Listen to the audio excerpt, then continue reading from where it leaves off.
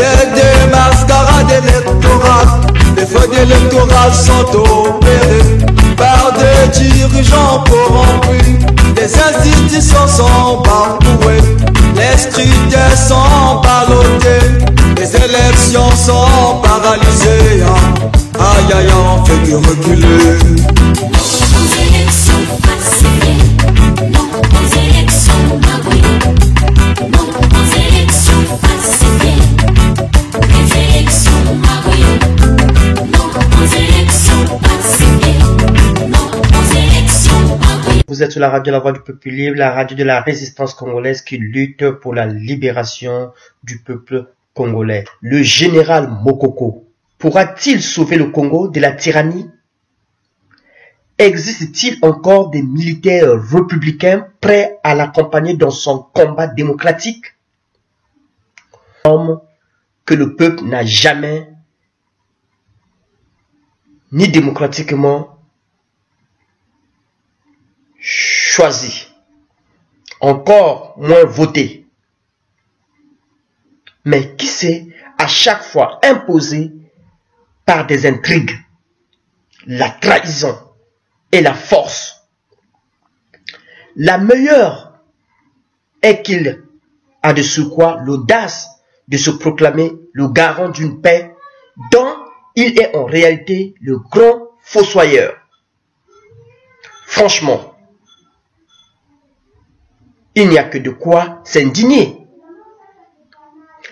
À plus de 72 ans, le revoilà dans ses petites bottes de piètre général à la retraite, à cheval sur 2 constitutions et surpris en flagrant délit en train de réaliser un nouveau coup d'État.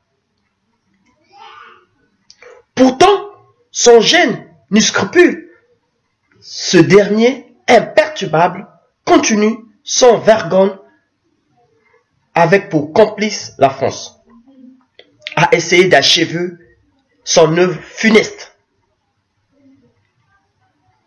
Face à cette situation, si nous prenons en compte tous les paramètres politiques, sociaux et économiques, de même que les timides réactions de la communauté internationale, quelle est la marge de manœuvre dont dispose le peuple et les leaders de l'opposition pour empêcher cette nouvelle dérive?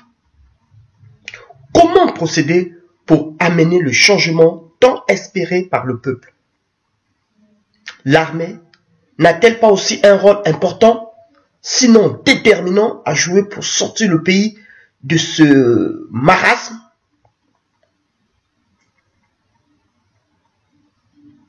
L'armée, oui, voilà où se trouve toute l'énigme et le nœud du problème congolais. Une armée constamment humiliée par sa hiérarchie qui, par manque de confiance à ses soldats, préfère des mercenaires et troupes étrangères pour intervenir sur le sol de leurs ancêtres.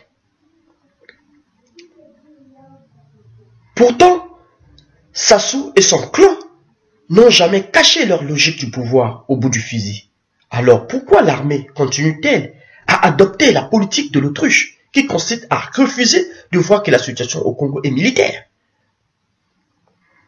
Les Congolais se posent la question de savoir si cette attitude des militaires congolais est liée à la lâcheté, à la faiblesse, à la trouille, à une résignation humiliante, à une soumission avilissante ou simplement à un manque de patriotisme.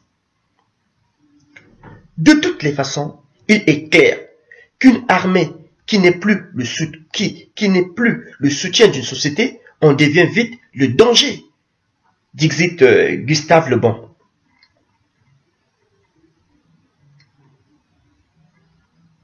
Là où le bas blesse est que cette armée a été délibérément divisée par le pouvoir, qui a aussi pris son soin d'entretenir en son sein un esprit de méfiance, l'égocentrisme, d'antipatriotisme, le tribalisme, de traîtrise, d'assujettissement et de fatalisme.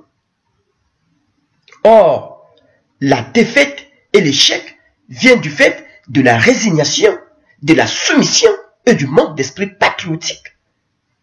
On peut aisément constater que l'armée congolaise de nos jours n'a plus rien de commun avec celle de Mouzabakani, Marien Ngouabi, Onge Diawara, Matumpampolo, Kimbwa Lankaya, Guiroma Kimfissa, Ikoko et bien d'autres.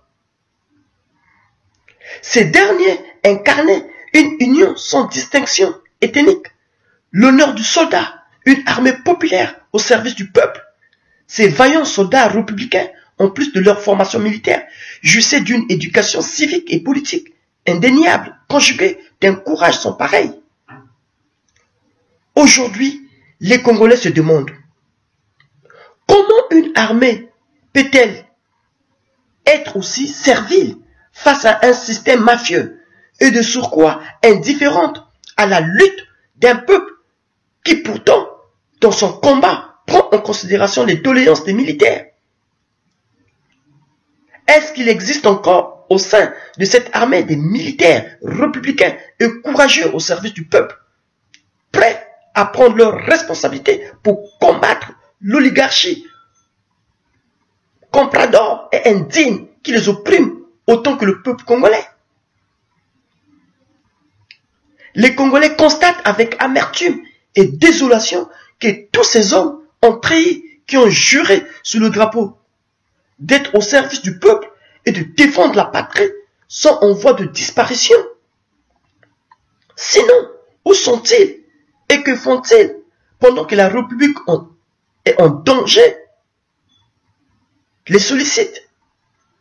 Ont-ils oublié leurs serments, leurs devoirs et leur rôle dans la société? Le constat est que bon nombre d'entre eux semblent être absurdement tombés dans une dualité qui compromet leur avenir et celle de la nation. Est-ce dû à une carence de civisme, à un manque de personnalité ou tout simplement à des envoûtements sataniques?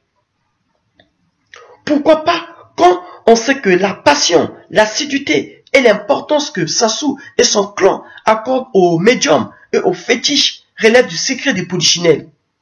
Sinon, comment peut-on expliquer que, d'une part, la majeure partie de nos soldats semble ignorer qu'en continuant à tolérer ces injustices et cette barbarie, ils soutiennent de facto un système qui pourtant les méprise, les haït et les détruira au moment opportun?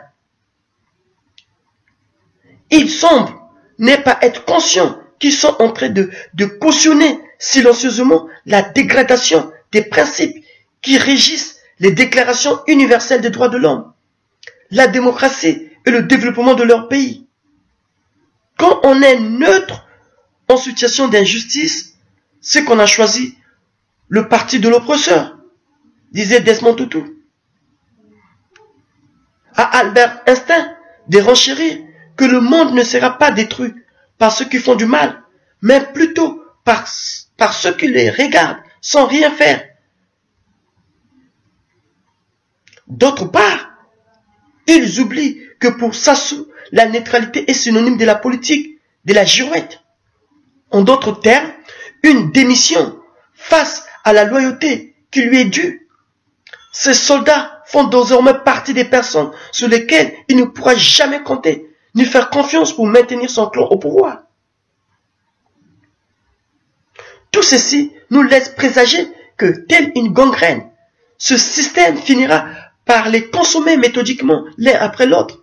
Ceci d'autant plus que l'appartenance au clan ou la tribu du dictateur est devenue l'un des critères déterminants dans le choix des hommes pour la gestion et la conservation du pouvoir.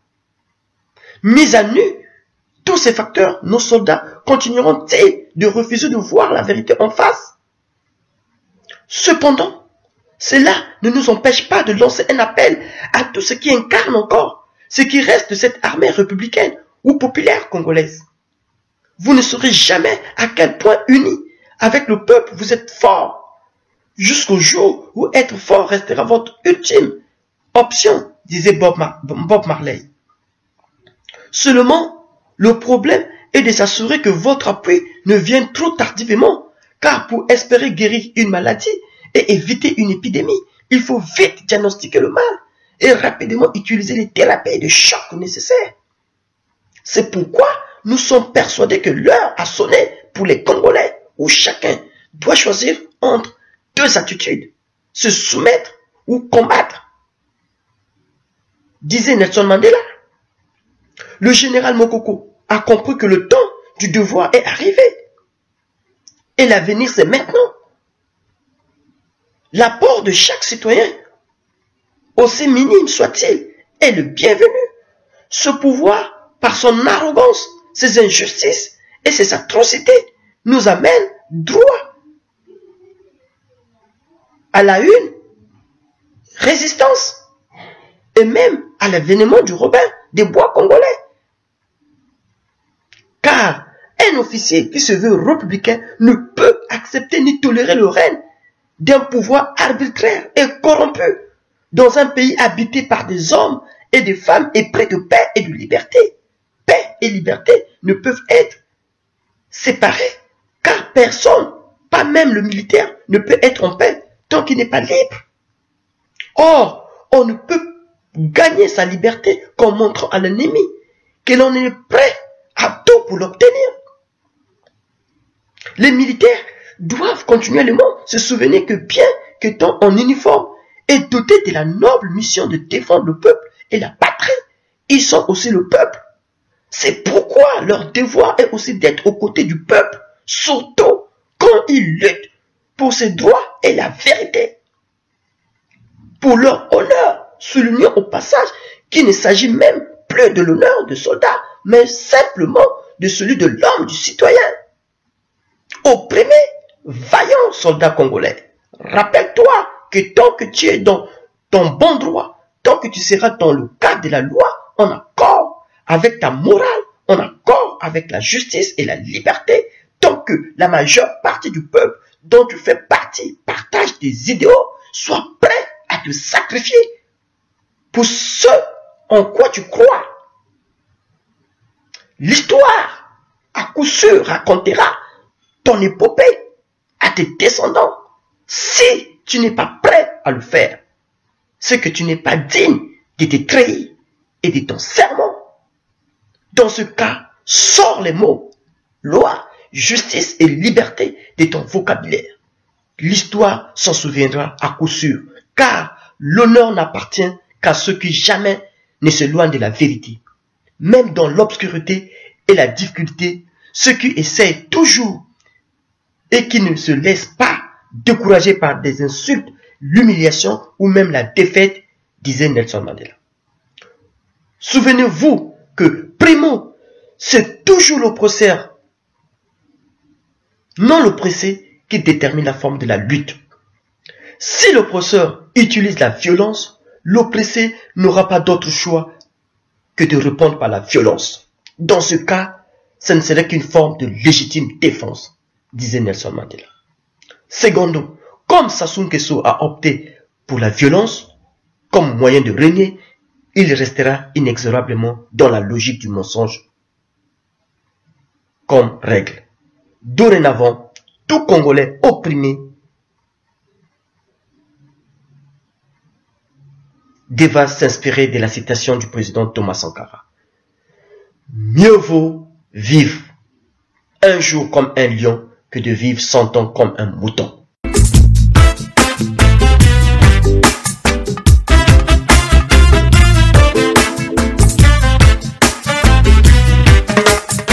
La démocratie du plus fort est toujours la meilleure. C'est comme ça. La démocratie du plus fort est toujours la meilleure. Ça se passe comme ça. Entre le marteau et l'enclume, les plumes se barricadent derrière leur une. La liberté y a laissé des plumes. Journalistes incarcérés, journalistes assassinés, les voix des sans-voix tuées, tout ça doit changer. La démocratie du plus fort est toujours la meilleure, c'est comme ça. La démocratie du plus fort est toujours la meilleure, ça se passe comme ça. Les gouvernants font la pluie et le sang. Le peuple meurtri fait semblant d'être content. Une rafale de mitraillettes balaya le président. C'est un regrettable accident, le même rituel sanglant. Autant en emporte le vent, le sang appelle le sang.